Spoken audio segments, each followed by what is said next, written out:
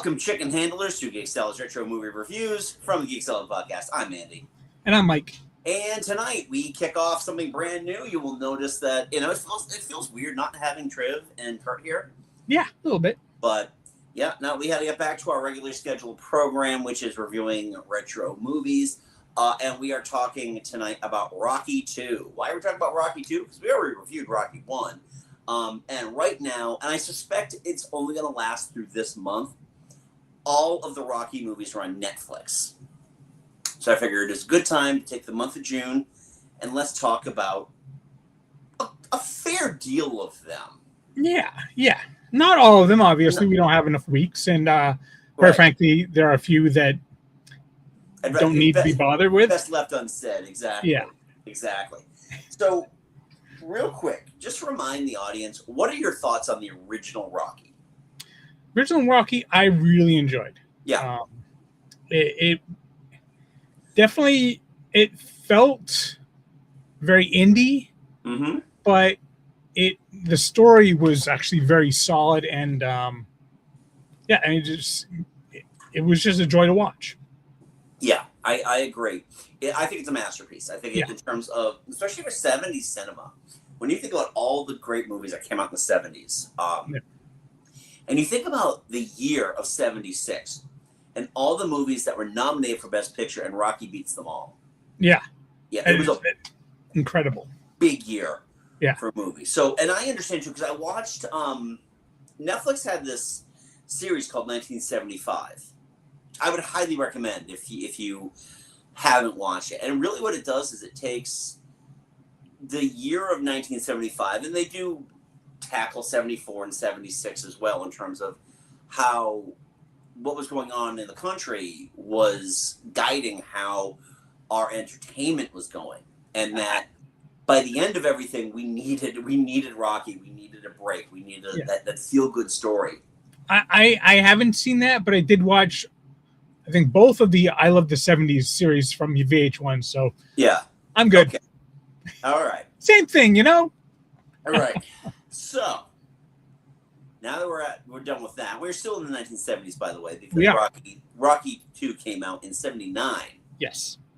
Even though, timeline-wise, it takes place, the movie takes place over an 11-month span, starting at the very end. I mean, the first 5 minutes of Rocky 2 is the end of Rocky. Yeah, which I thought was interesting. It's nice to remind people of what's going on, but at the same time, you didn't need the full 5-10 minutes of the end of the first movie to start off the second movie. Right. That's like when they show clips of better movies in other movies. They could have easily just done this with just a little bit of just. Because, in the end of the original, Rocky loses. Yeah. And, then, he and Creed have their whole thing, it's going to be a rematch. And that could have been where you left it before you cut to the cheapest looking credits I've seen it was essentially a big movie, a very well anticipated movie. I love how the fact that, they end with both of them in the ring saying, there ain't going to be ain't going to be. And then the first thing out of Creed's mouth when you see him in Rocky 2 is, we're going to have a rematch. I'm like, right. What? Hold on. Yeah. So the movie can happen. I get it. But at the same time, I kind of wish they built to Creed wanting that rematch. Because just in the immediate aftermath, he still hadn't heard all the rumors and all the stories that they were telling about behind his back. Right. I kind of wish they kept it, and then especially that fantastic scene in the hospital. Yeah. When Rocky comes up and said, "Did you hold back?" He's like, "Nah, I didn't hold back." And because that would have, and then had Creed slowly getting that nobody thinks I did it right. Everyone thought I was a rig. Then you start building it, but to kick it off with, "Hey, I want a rematch."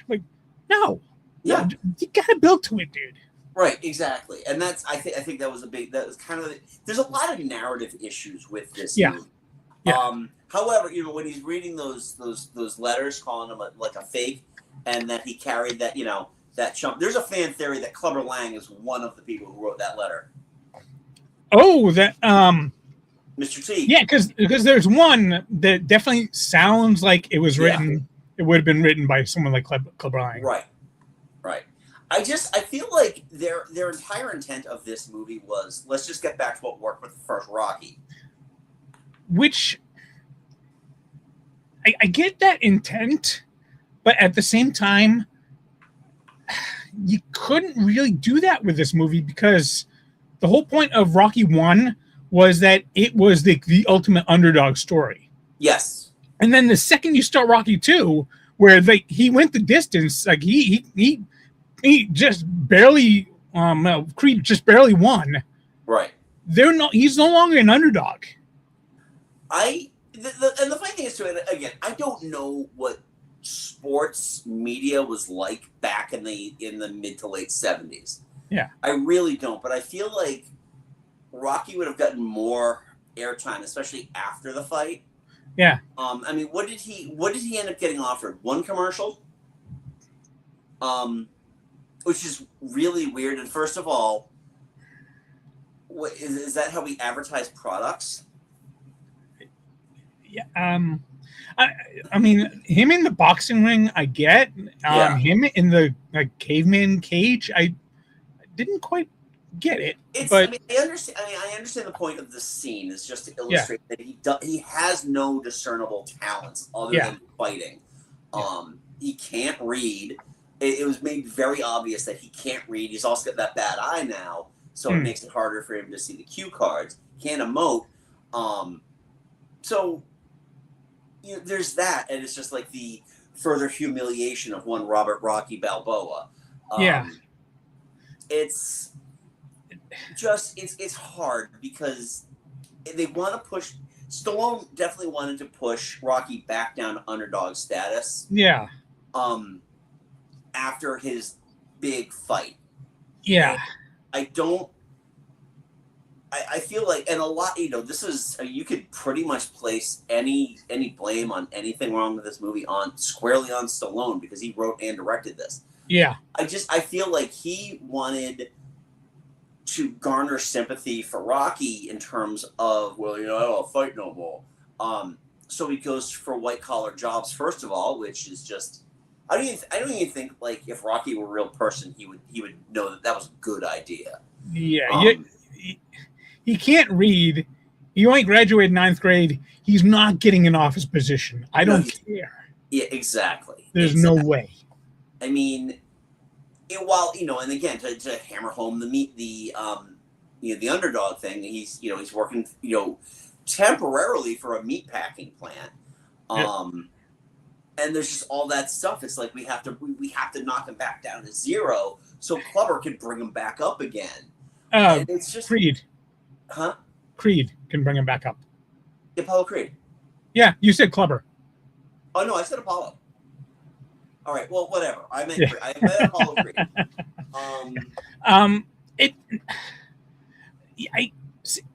I completely agree with you, and I also don't think that he didn't quite pull it off because, Rocky was kind of they were trying to push him as an underdog, but at the same time, it's like he still bought that house with like a $1,500 mortgage for like the late 70s, and like how was he affording that?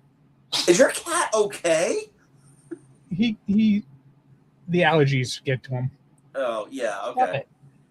But it's like, how is he able to still afford that house when he's like working as like carrying buckets doing and meat packing and all that stuff? I mean, all right, I saw it here, and I got to try to find the stat on IMDb about how much he made, how much he was paid for the fight versus how much he got as a take home.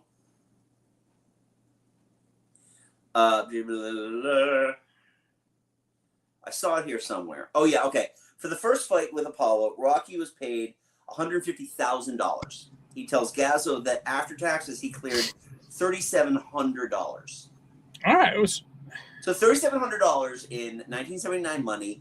And keep in mind too, laborers' wages could pay for, if you were working more than he was. So he's writing that 37 off of the clothes he bought, the car, the jewelry, and the house. And all of the house you make payments on. Yeah. You don't buy that flat out. But there's all that, and obviously he did all that prior to realizing he can't read, he can't do commercials, because he was gonna make money on the commercials. Yeah. But I wonder if he got paid up front anything for those commercials. That's a good question. I don't know. I feel like he was taking it in as he goes, and it's typical for athletes who have like brief flourishes where they come into a lot of money and then they just spend it all not knowing where.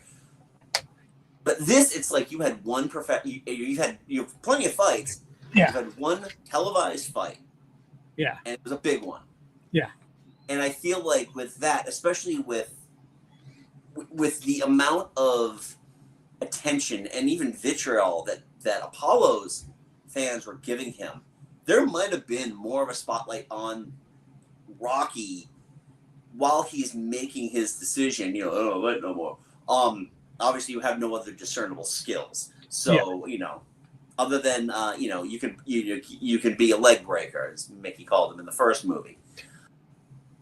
I will say the one thing I found kind of cool about this was that Mickey knew how to make the fight fresh. Yeah. Teaching Rocky that you have to start leading with your right. He's fought the left-handed fighter. Now he's got to fight the right-handed fighter. Yeah. I guess. Yeah. That being said, like watching that final fight, it's like I don't know what it means. I granted I don't know much about boxing, but when he was like trying to fight with the right, it's like he was still using his left an awful lot. The way that you box. So I'm a left-handed person. Yeah. So when I box, most of my jabs are in my stronger arm. Your right is for lower cuts. Every once in a while you can get that and then one more that way. And this is my limited boxing knowledge. It's just like left-handed batters.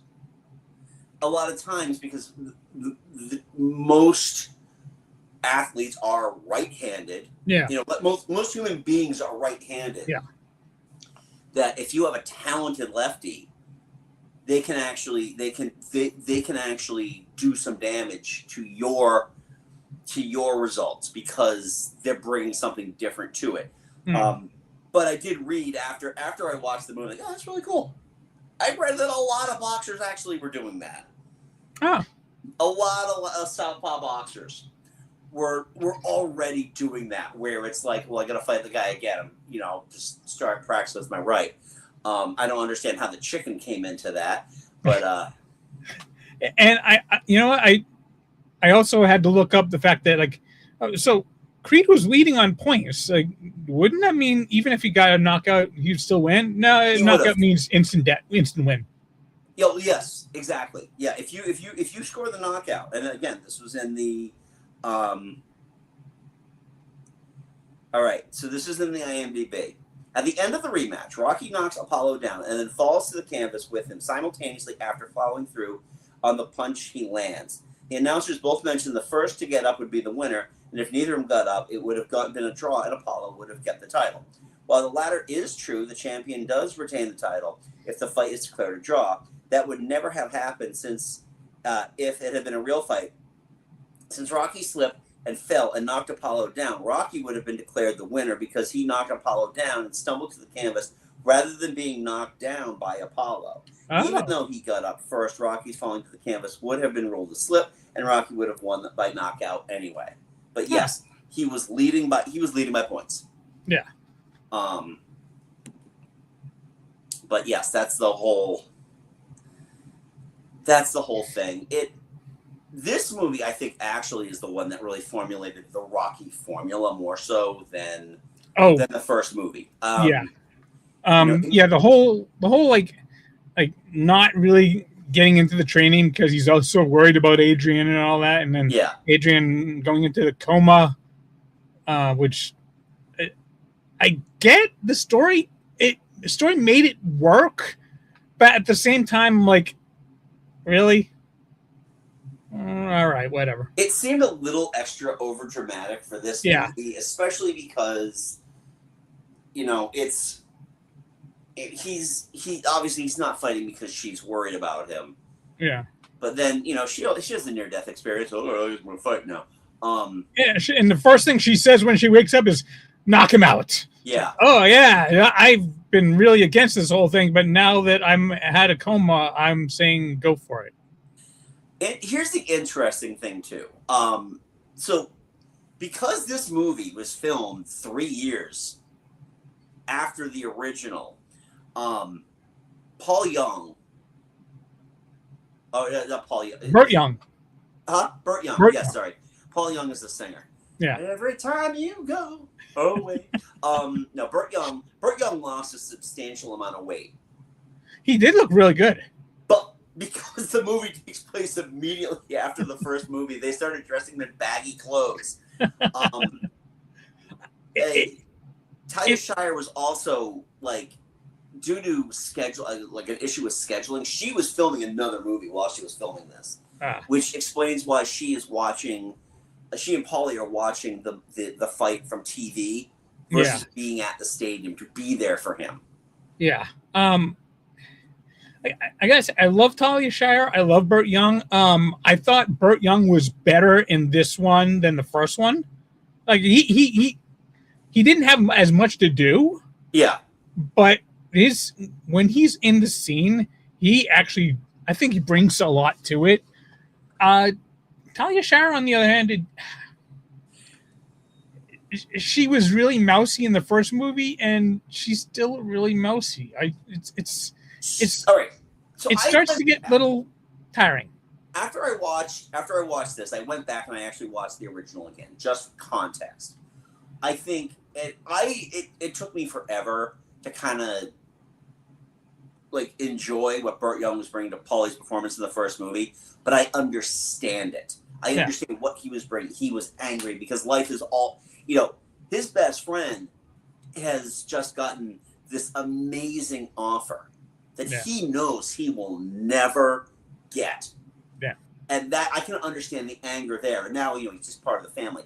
Talia Shire's performance in the first movie is so much better than her performance in this movie. Yeah. Mainly because she really had to shut down. And if you've seen, I mean, you've seen The Godfather, so you know what Talia Shire is capable of, especially because she did she did those 2 Godfather movies where she was able to emote and all that, and being able to bring all that inward in the first movie and really being, she's a different character. She looks like a different character in that first movie versus this one. It's like, you know, that old trope, you take your glasses off, let your hair, you know, take your hair out of that bun and you're attractive.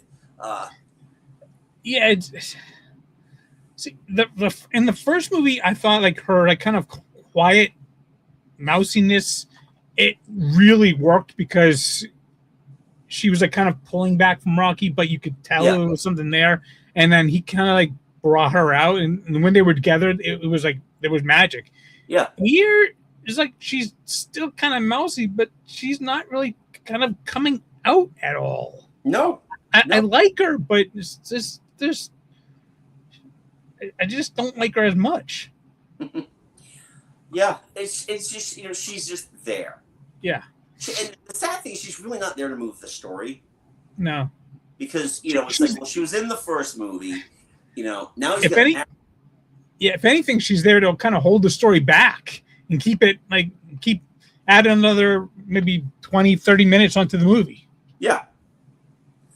Again, it's the fact that she's a utility. Yeah.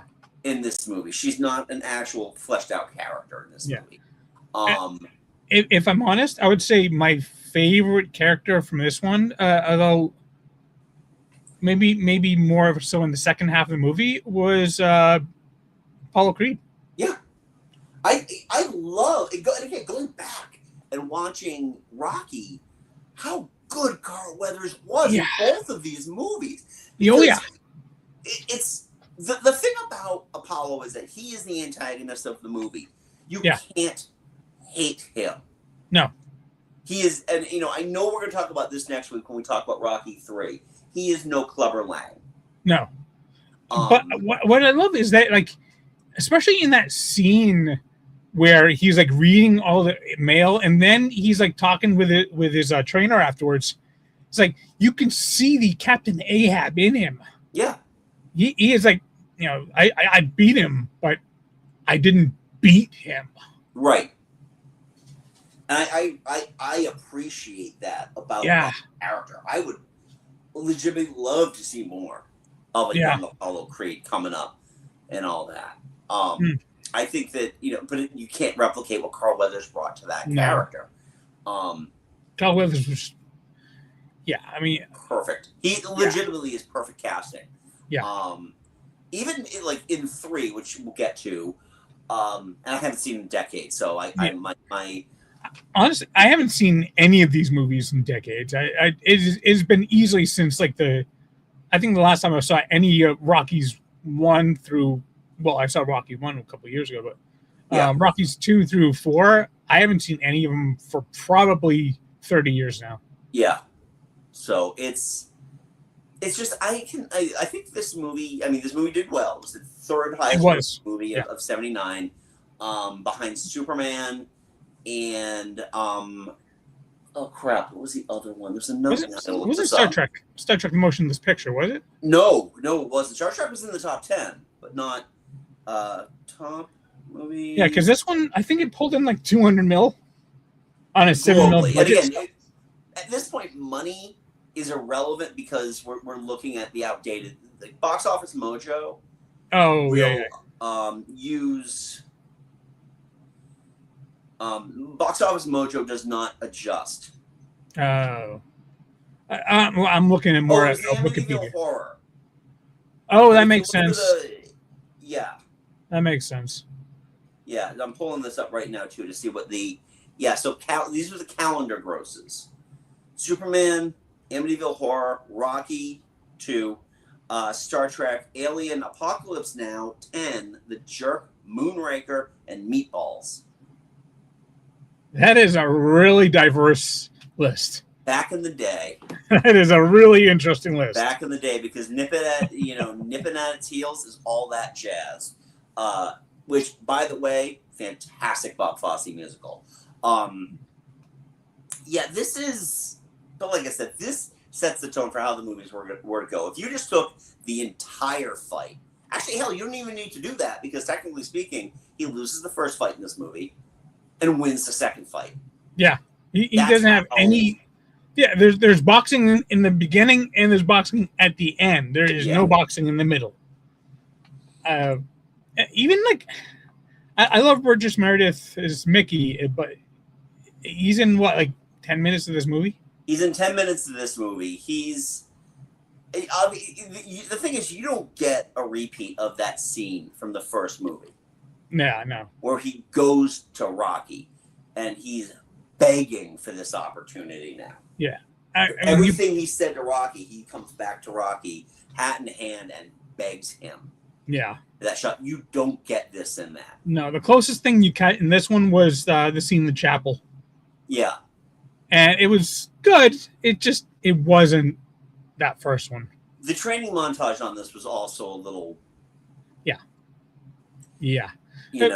This, I mean, granted, there was a montage in the first one. This was the montage that kind of created the montage. This created the montage because there was a lot more in terms of the weightlifting and the sparring and all that stuff versus him just getting into cardio shape and, beating the slabs of meat and whatnot. Yeah. Hey, are we going to have him run up the steps again? Of course we are. Yeah, seriously. But we're not going to do it. We're not going to film it in the middle of the night where we're looking out for cops and making because we can't officially shoot this. Now we get the big budget one. Scatter! Let's hire every kid in Philadelphia to run up with him. Exactly. Because apparently he was popular the entire time. He was just destitute. Yeah. This is a hard one to like, mainly because it's. I know it's kind of the trope that all the Rocky movies beyond the first one are cash grabs. Yeah. And to an extent, they are. Yeah. Some try to tell a different story. Yeah. This is not that movie. No, this is pretty much telling the exact same story, just kind of remake continuation thing. Right. It's like Evil Dead 2. Yeah, that's a good example of that. But Sam Raimi directed both of those movies. Yeah. John G. Abelson didn't come back for this one. No, this is all Sly, and Sly was number 3 as well. Yep. Was he number 4? Sly directed this one. Yes, he directed 4, but Abelson came back for 5. Spoiler alert: we're not doing 5. We're not doing 5. I can't. I won't. No. I think I might have seen 5 on TV like back in like the 90s. I remember when it came out on home video. I was working at a video store and it was on, and it's awful. I just didn't care. I didn't care. Doesn't even culminate in a real fight. That's all I'm gonna say. Yeah. And it's got Tommy Gunn Morrison in it. Yeah. Spoiler: we're doing 3 next week. Yeah, 3, 4, and then Creed. Yes. Yeah. We're jumping ahead a little bit. Yeah. All right, music. We always talk about the music. This is Bill Conti. It is essentially the recycled Rocky score. I know that there's probably different little motifs that he put in there, but I'd be damned if I could tell you where they were. Yeah. It's if you like the score from Rocky, you like the score from this one. It's uplifting. I mean, I have the Rocky soundtrack on vinyl. When I hear those horns, I get pumped. Yeah. I'm not a big fan of the version with the vocals, though. Yeah, no, same here. Gonna Fly Now works best as an instrumental. Right. Yeah. Because it just comes out of nowhere. Yeah. And I don't think I ever made my thoughts on that song clear when we did Rocky. But yeah, this one, again, it's just like, oh, Bill, you want the paycheck? Yeah. Sure. All right, I'll write the Adrians in the hospital theme. You still got it, Bill. You still got it. You got it, Bill. You got it. Hold on a sec. I gotta go to the bathroom. I'm sure I can crap out a theme here. I don't even know what Conti sounded like. I'm probably just being an asshole to be an asshole. Well, now I kind of want to hear what Rocky score sounded by like John Williams would sound like. It wouldn't work. No, it wouldn't. Let's be honest with you, it will not work. I have been really diving deep into Williams, and no, it would not work. Conti is the only person of that era who could have done this. Yeah, I'll buy that. Yeah. I'll buy that. Yeah. I mean, had it been 10 years later, Dave Grusin, perhaps. Dave Grusin did the score to Goonies. That is the one you will probably know him most for. Okay. But he has done a number of different scores. But his were very they were a little jazzier. Yeah, like again, I'm just going with Goonies. It's very adventuresque. Yes. Which fits for Goonies, obviously. So anyway, I don't know. Anything else to say about Rocky Dos? You know what? I do have one quick little thing. Yeah. The guy, like the black guy that helps Mickey train Rocky. Yeah. He's there at the corner. I was like, you don't see like what his name is. You don't really see who the actor's name is, but for as little as he has to do, I actually quite like him. So I had to look him up. He is Stuart K. Robinson, and his character's name is Johnny. Okay. He's not in any of the other Rocky movies. I think his last role in anything was a voice acting role in like 2006. Okay. But he is still around. He's still kicking. And I thought I would have loved to have seen him come back because I thought I actually really liked him in that movie. Yeah.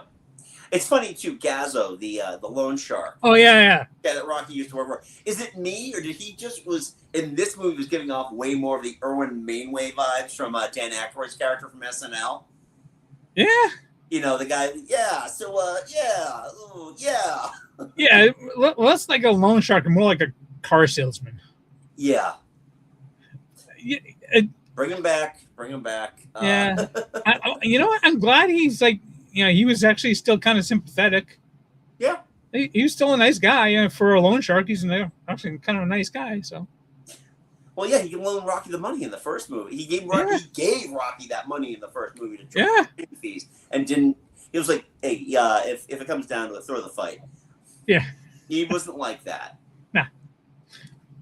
Oh, Fat Tony! I can't believe this. The mob does something for someone, and then you expect them to do a favor back. For shame. For shame.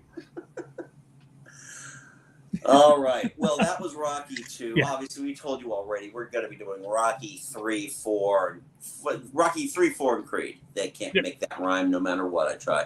So. Hey, you got a little bit there, man. It's right.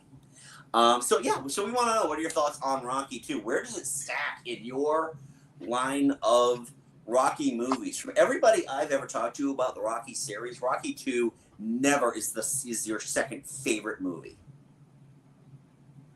No, because the thing about Rocky 3 and especially Rocky 4 is it goes so far over the top. It's kind of entertaining in that kind of cartoonish way. I have so many thoughts about Rocky 4. It's not even funny. Yeah, we'll get to it. Rocky 2 is it's Rocky 1.5. It doesn't take that full step next. It's just the more grounded stuff before we get to the 80s. Also, yeah, this is still very much a 1970s movie. Yeah, it's a 70s movie that's kind of leaving the 70s behind. Oh, it's not even leaving this. It's still stuck firmly in the 70s, and obviously because it took place in 1976. Yeah. So. But it's yeah. Anyway, that is our discussion. Again, let us know in the comments where does this rank in your in the film oeuvre of the Rocky films. Leave that polite comment below. Don't forget, give that thumbs up, subscribe. You know what to do, folks. Share the video even. If you're a Rocky fan, you've got friends and family that are Rocky fan, let them know what we thought of this and tell them the Geek Salad sent you. We are also on the socials. We're at Facebook, Geek Salad Podcast, and on Blue Sky at Geek Salad Radio. Mike and I also host a little podcast called Geek Salad. You can check that out wherever you get your podcast. Our latest episode, where we discuss our favorite Star Wars characters, is now available. We are planning to record an episode next week, so there will be all the info about that next week. But until next time, I'm Andy. I'm Mike. Go for it. Be nerdful and yo, Adrian.